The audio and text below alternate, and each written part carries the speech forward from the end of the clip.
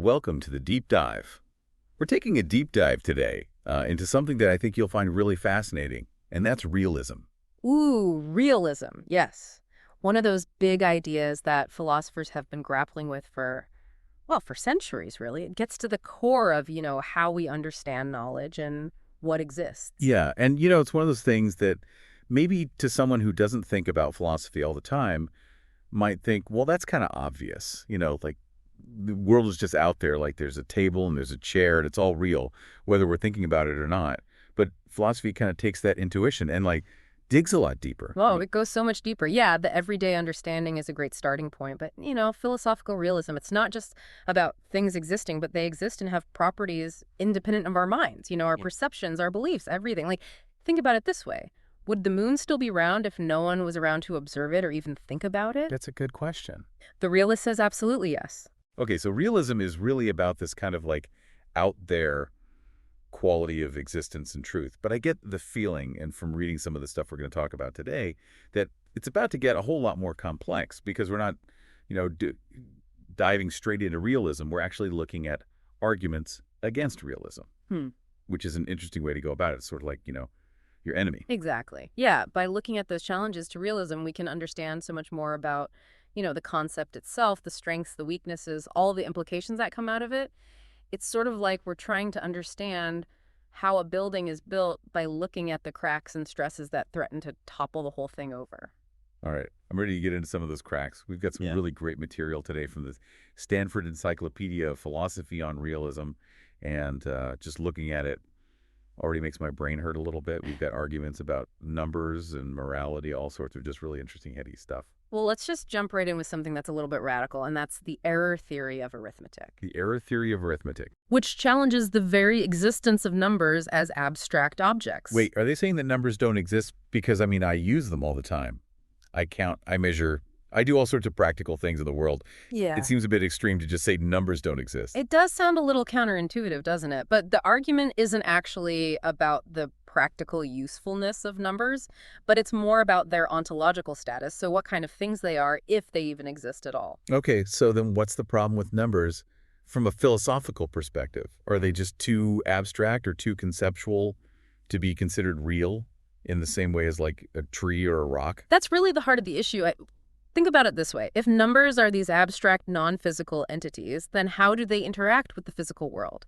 How can we have knowledge of something that is causally inert, meaning it doesn't actually cause anything to happen in the world that we experience? And that's where that term causally inert comes in, right? It means they can't bump into me, they can't make me think a thought, they can't have an impact on the physical world. So how can we claim to know them if they're so detached from our experience? And that is exactly the challenge that's posed by philosophers like Ben Esaraf. How can we know something that doesn't interact with us or the world in a causal way if numbers have no causal role? How can our beliefs about them be anything more than just lucky guesses? So it's like saying that unless a number can poke me in the eye, I can't really say that I know it. You got it. But then how do we explain the incredible success of math? Okay. If numbers don't exist, then how can math be so unbelievably powerful in describing and predicting the world? And this is where things get even more interesting. So a philosopher named Hartree Field has this fascinating response. He argues that, the usefulness of math doesn't require the existence of these abstract numbers. Instead, he proposes that math is conservative. Yeah. So its usefulness lies in its ability to help us derive conclusions that we could have gotten from other, more concrete premises. So it's almost like math is more like a tool, a shortcut to get to where we want to go rather than a window into some realm of Platonic numbers that are out there. Exactly. Think of it this way. So instead of saying 7 is a prime number, we could in principle rephrase that statement in terms of more concrete relationships between physical objects. It would be much more complex, much more cumbersome, but it would avoid the need to actually posit the existence of that abstract entity, 7. Yeah, it would be really hard to talk that way. It would. But I'm starting to see how this error theory of arithmetic challenges the realist view. It's not that numbers are these independent abstract entities out there, but they become more like useful fictions, these tools that help us navigate the world, but don't necessarily correspond to some deep objective reality that's out there. It's a pretty radical shift. It is. And this challenge to the existence of numbers raises all these other important questions about how we form beliefs and what constitutes knowledge if we can't explain, the reliability of our mathematical beliefs in terms of a causal connection Hmm. to these abstract numbers. Then what grounds our confidence in those beliefs? What makes them more than just lucky guesses? Right. It's like the rug's been pulled out from under us. Yeah. But this error theory, it's not just about numbers, right? I remember reading something about an error theory of morality. Is that a similar idea? It is, but with some important distinctions. Okay. So J.L. Mackie, a prominent moral philosopher, he argued that while we can accept the existence of people and their actions, it's those properties we ascribe to those actions like good or evil that become problematic from a realist perspective. So unlike the number debate where the entities themselves are in question here, we're questioning the qualities we attach to things, right? hmm So like Napoleon definitely existed, but was he really evil in some objective sense? That's a great way to put it. Mackey's argument hinges on this idea that moral facts, if they do exist, would have to be objective and categorically prescriptive, and he challenges the existence of such facts. He argues that our moral judgments are ultimately based on our subjective responses, cultural norms, personal preferences, things like that. Okay, so let's unpack those terms a little bit. Yeah. So categorically prescriptive means that a moral rule applies regardless of what I want, right? So like stealing is wrong, even if I really, really want that diamond necklace. It's not about what I want. It's about some objective standard of right and wrong. Exactly. Mackey argues that such objective prescriptive facts simply don't exist in the world. He gives two main arguments for this, the argument from queerness and the argument from relativity. Well, let's start with queerness. That sounds intriguing, if not a little bit strange. It is a provocative term, but it captures a key aspect of his critique. He argues that if these objective moral values did exist, they would be utterly different from anything else in the universe. They would have this inherent to-be-pursuedness built into them, somehow motivating us to act in certain ways. It's like imagining some kind of moral force field emanating from those actions that make them inherently right or wrong. Like a glowing aura of goodness around, helping an old lady cross the street and then like crackling lightning bolts of badness when someone cuts you off in line. Right, and Mackey argues that this queerness, this idea of objective moral properties that intrinsically motivate us, is metaphysically suspect. It doesn't fit with our understanding of how the natural world actually works. Yeah, it does feel kind of strange to think of morality operating like some kind of supernatural force. But what about the argument from relativity? How does that one challenge the idea of objective moral facts? Well, the argument from relativity points to the wide diversity of moral beliefs across cultures and throughout history. If moral facts were objective and independent of human thought, wouldn't we expect more agreement on some of those basic moral principles? Yeah, that makes sense. Different cultures have different ideas about, what's right and wrong, Yeah. what's considered virtuous or taboo. But couldn't a realist push back and say that, some moral principles are universal, even if their specific applications vary? Like maybe all cultures value fairness, even if they disagree on what constitutes a fair distribution of resources. And that is a common response, and it leads to a lot of interesting debate. But Mackey was pretty skeptical of those claims of universal moral principles. He argued that the observed diversity of moral beliefs is more easily explained by recognizing the subjective and culturally relative nature of our moral judgments. So instead of saying murder is objectively wrong, a moral anti-realist might say murder is condemned by the social norms of this particular culture. And so it shifts the focus from some kind of external independent moral realm to like the internal subjective realm of human beliefs and practices. Exactly, and like the error theory of arithmetic. Mackey's error theory challenges the realist's commitment to the independence of those facts from human judgment. Wow, it's fascinating how these arguments kind of connect back to this core issue of independence. We've seen how these error theories of arithmetic and morality, question the very existence of numbers and moral facts, suggesting they might be more like useful fictions or cultural constructs than objective features of the world. But I know there are other challenges to realism that take a different approach. Instead of like denying the existence of things outright, they question their independence in more subtle ways. You're absolutely right, and these challenges are often grouped under the umbrella of anti-realism, and they offer a really nuanced and diverse set of perspectives on the relationship between our minds and the world, and that's where things start to get really, really interesting. So we've explored some arguments that really throw the very existence of things like numbers and moral facts into question, but there's this other really interesting avenue of challenge to realism that I think we need to explore, and that's reductionism. Reductionism, and just from the name, it sounds like it's all about breaking things down into smaller, simpler parts. But how does that connect to this debate about realism? Well, reductionism in the context of realism, it tries to explain phenomena in terms of their underlying components or mechanisms. It's about showing that what might appear to be independent and fundamental might actually be dependent on something else. Okay, I think I'm seeing where this is going. So instead of saying that, like, moral facts exist independently out there, a reductionist might try to explain morality in terms of, say, brain activity or evolutionary pressures. Mm. It's like saying that morality isn't this fundamental feature of the universe, but rather a product of more basic physical processes. You got it. That's one way that reductionism can work, but it's important to make a distinction between two main types of reduction: analytic reduction and non-analytic reduction. Okay, analytic reduction. That sounds like it's about to get really into the philosophical jargon here. Hmm. Can you give me a real-world example to help me wrap my head around what that means? Absolutely. So let's consider the concept of directions. So a Platonic realist might argue that directions like north, south, east, west, they're abstract objects that exist independently of us. They're part of the furniture of the universe, so to speak. Right, like they would exist even if there were no compasses, no maps, no humans to even think about them. They're just out there, part of the objective structure of reality. Precisely. But an analytic reductionist might come along and say, hold on a minute, maybe we can explain talk of directions without having to bring in these abstract entities. They might try to reduce talk of directions to talk about concrete things like lines or physical relationships between objects. So instead of saying north is that way, I could say something like, if I walk in a straight line from this tree to that rock, I'm walking north.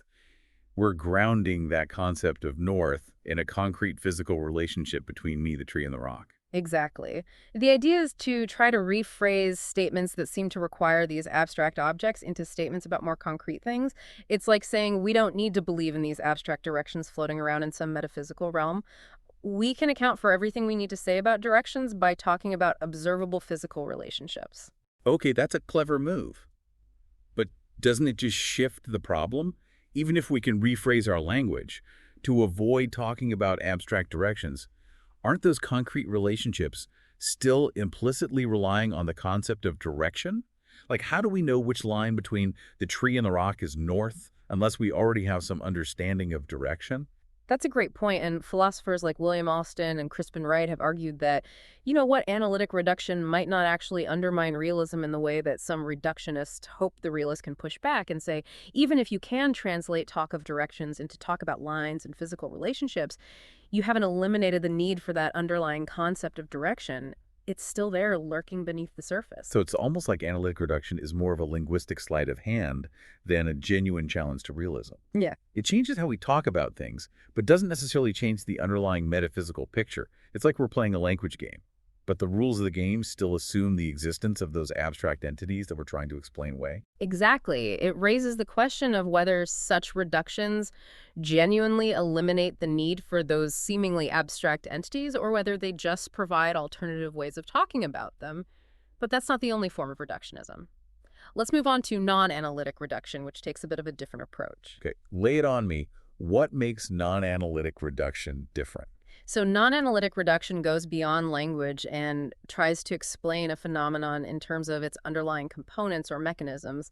Think of the classic example of water being reduced to H2O. Right, we still talk about water, but we now understand that it's a compound made up of hydrogen and oxygen atoms.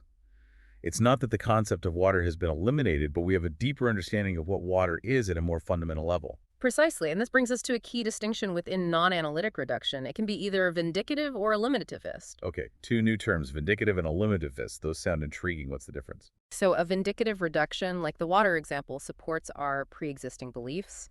It gives us a deeper, more scientific explanation for something that we already believe to be real.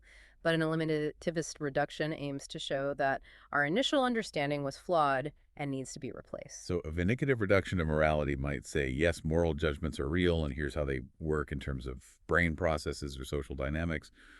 But an eliminativist view would be more like, actually, there's no such thing as good or evil. It's all just neurons firing or genes propagating themselves. You've got a eliminativist reduction is more radical, proposing that our everyday understanding of the phenomenon is fundamentally mistaken. It's like saying we thought there were these independent moral facts, but it turns out they were just illusions created by our brains or our evolutionary history. Wow, that's a pretty bold move. So reductionism, in both its analytic and non-analytic forms, provides a really powerful set of challenges to realism. It suggests that what we might think of as independent objective features of the world might actually be dependent on more fundamental entities or processes, whether those be physical, biological, or even linguistic. Exactly. And this brings us to another really fascinating challenge to realism, one that focuses on the relationship between language meaning and truth, semantic realism. Semantic realism, that sounds almost like a contradiction in terms, isn't realism about the world, not about words and their meanings. It might seem that way at first, but the connection really lies in how we understand truth and our ability to know things. Semantic realism, as championed by the philosopher Michael Dummett, is closely tied to this idea of recognition transcendent truth. Okay, here comes the philosophical heavy artillery. What exactly is recognition transcendent truth, and how does it challenge realism? So, recognition transcending truth is this idea that a statement can be true, even if we have no way of knowing or proving it. Think about a statement like, there are an infinite number of prime numbers. Mathematicians believe this to be true, but proving it definitively might be beyond our current mathematical capabilities.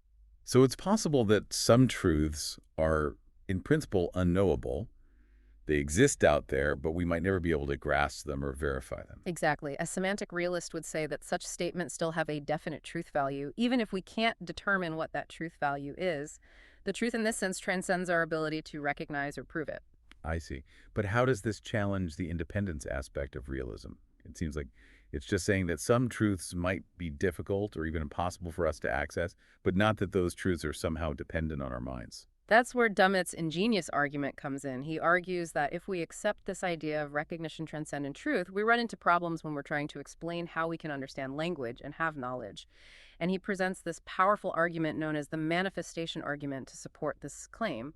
All right, Professor, time for another philosophy lesson. Break down this manifestation argument for me. How does it work? So the manifestation argument starts from the premise that understanding a sentence involves knowing its truth conditions. So, for example, to understand the sentence, the cat is on the mat, you need to know what would have to be the case for that sentence to be true. There would have to be a cat, there would have to be a mat, and the cat would have to be situated on the mat. Right. That seems pretty straightforward to understand a sentence. Yeah. You need to know what would make it true. Now, Dummett's key move is to link understanding to this ability to manifest that understanding through our actions and our behavior. He argues that if our understanding of a sentence consists in knowing its truth conditions, and those truth conditions are recognition transcendent, meaning we might never be able to know them for sure, then our ability to manifest our understanding should also be able to transcend our ability to recognize those truth conditions. Wait, so you're saying that if I understand a sentence that has a potentially unknowable truth value, my actions should somehow reflect that unknowability. How could my behavior demonstrate something that I can't even grasp? That's precisely the problem that Dummett is highlighting. He argues that our practical abilities, the ways we manifest our understanding, are always grounded in what we can recognize and respond to in the world. We can't act based on knowledge that we don't have. So if I can't act based on potentially unknowable truths, and my understanding is linked to my actions, then I can't truly understand sentences with those kinds of truth conditions. Exactly. The manifestation argument essentially claims that semantic realism, with its commitment to this recognition transcendent truth, leads to an incoherent view of understanding and knowledge. It suggests that for us to really understand something, it must be connected to our abilities to recognize and respond to it in the world. Okay, my brain is doing somersaults trying to wrap itself around this. But even if we set aside the technicalities of the manifestation argument, it seems like Dummett is raising some really fundamental questions about the relationship between our mind's language and the world. If we accept that some truths might be forever beyond our grasp, what does that mean for our understanding of reality and our place in it? Those are profound questions indeed, and they highlight the philosophical depth and complexity of this debate between realism and anti-realism. While we might not have definitive answers, grappling with these challenges can lead us to a more nuanced and insightful understanding of the nature of knowledge, truth, and the world around us. This deep dive has been a real eye-opener so far. We've explored so many different arguments against realism, from the error theory and reductionism to expressivism and now semantic realism. Each one has challenged our assumptions about the independence of the world from our minds and the ways that we can access truth.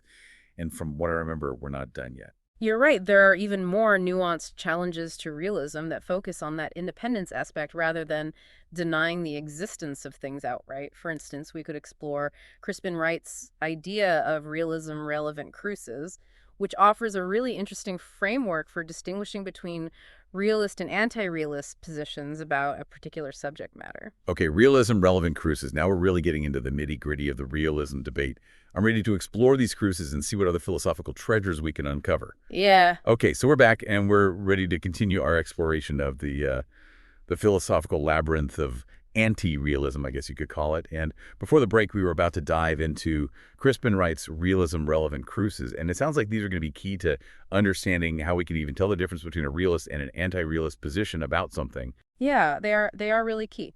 Wright's idea is that instead of getting bogged down in these sort of abstract definitions, we should look for these very specific points of contention, these cruces, that can help us differentiate between realist and anti-realist views about a certain subject matter. It's a much more pragmatic and I think focused approach to the whole debate. Yeah, I like the sound of that. It feels like we're moving from like a philosophical free-for-all to more of a targeted duel. I mean, Yeah. we're really getting to the heart of the matter. So what are some of these cruces and how do they help us navigate this philosophical battleground? Well, one really important crux is this idea of width of cosmological role, and this focuses on whether the facts or properties in a certain domain have a role in explaining things beyond our beliefs about them. Width of cosmological role, that sounds pretty grand. Can you give me a concrete example to help me wrap my head around what that means? Sure, let's imagine a bridge. So, a realist about bridge structural integrity would say that the fact that a bridge is structurally unsound can explain not only why engineers believe it's unsafe, but also why it might actually collapse under stress. The bridge's structural properties have these real world effects regardless of what anyone thinks. Right. The bridge's potential to collapse isn't just like some mental construct or just a matter of opinion. It's grounded in the physical reality of the bridge's structure. It has a Yeah. wide cosmological role. It influences things that happen in the world beyond just our thoughts about it. Exactly. And this is where the contrast with the anti realist position becomes really clear.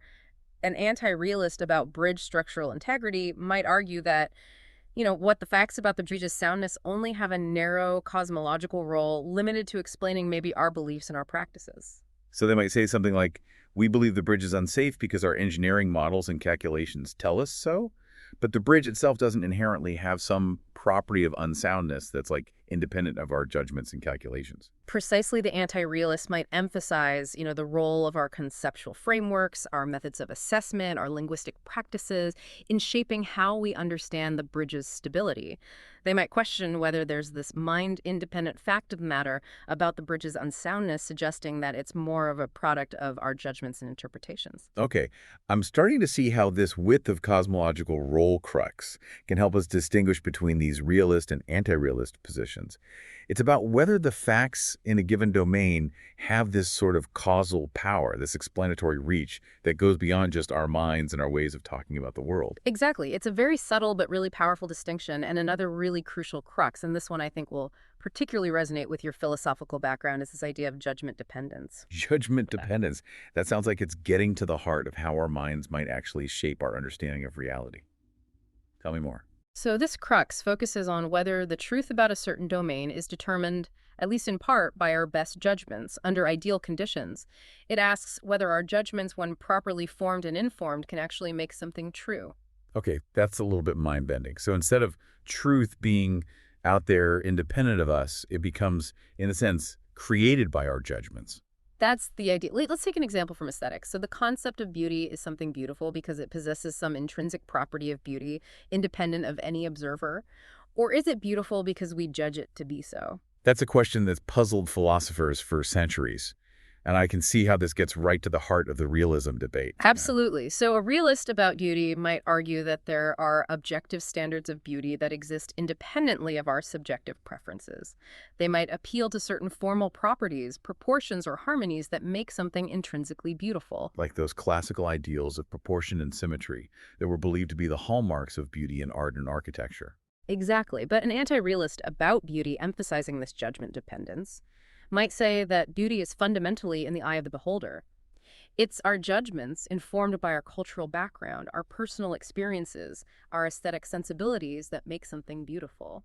So a painting isn't beautiful in some absolute objective sense, but rather it's beautiful because we, the viewers, collectively judge it to be.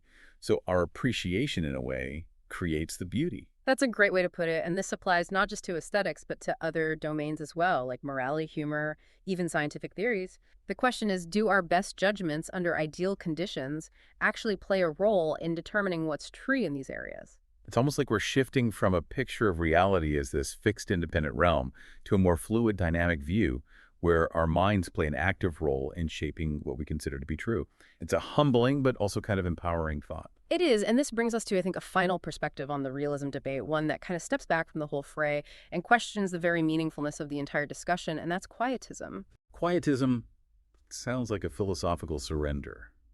Are they saying we should just give up on trying to figure out whether realism is true or not? Not necessarily give up, but perhaps reframe the debate. Quietists argue that these traditional arguments between realists and anti-realists are often based on flawed assumptions, or they lead to these intractable philosophical dead ends. So they're like the philosophical referees stepping in and saying, all right, everyone break it up. This fight is going nowhere. But why would someone think the whole debate is meaningless or unproductive? Well, one reason might be the difficulty in articulating precisely what's at stake between realism and anti-realism. As we've seen, there are so many different versions of both positions with subtle distinctions and varying degrees of commitment. It can be hard to pin down exactly what's being affirmed or denied. Yeah, it does feel like we've been wandering through a philosophical hall of mirrors. Every time we think we've grasped a concept, it shifts and changes and reveals new complexities and interpretations. Exactly, and some quietists argue that these complexities reveal a deeper problem. There might not be a clear, objective way to settle the debate. It becomes more a matter of personal preference, pragmatic considerations, or linguistic convention, rather than a genuine dispute about the nature of reality. Yeah, I can see how that would lead to a sense of philosophical fatigue. If there's no objective yardstick to measure the truth of realism or anti-realism, then what's the point of arguing endlessly about it? That's one way to look at it, but even if we embrace this quietist stance, it doesn't mean that we have to abandon philosophical inquiry altogether. It might simply mean shifting our focus, asking different kinds of questions, and exploring alternative ways of understanding the relationship between our minds and the world. Yeah, maybe the value of exploring this whole realism debate lies not in finding like a definitive answer, but in the journey itself, the process of critically examining our assumptions, refining our concepts, deepening our appreciation for the complexities and mysteries of existence. I think that's beautifully put, and on that note, I think we've reached the end of our deep dive into realism. This has been an incredible journey. We've explored so many different facets of the realism debate, encountering challenges to both the existence and independence of the world as the realist sees it. We've examined error theories, reductionism, expressivism, semantic realism, and even the quietist position that kind of tries to reframe the whole discussion. And throughout this exploration, we've seen how these different perspectives can illuminate this really profound relationship between our minds, our language, and the world that we experience. Exactly. And for you, our listener, with your philosophical background, we hope that this deep dive has given you some new insights and avenues for reflection. We've tried to present these complex ideas in a way that resonates with your knowledge and your interests, highlighting the nuances and the subtleties of the debate. We really encourage you to continue pondering these questions, to explore the philosophical literature in more depth, and to engage in these thoughtful dialogues with others about the nature of reality and our place in it. Because ultimately, philosophy is about this ongoing pursuit of understanding a journey of discovery that has no fixed destination. So keep questioning, keep exploring, and keep diving deep into this fascinating world of ideas.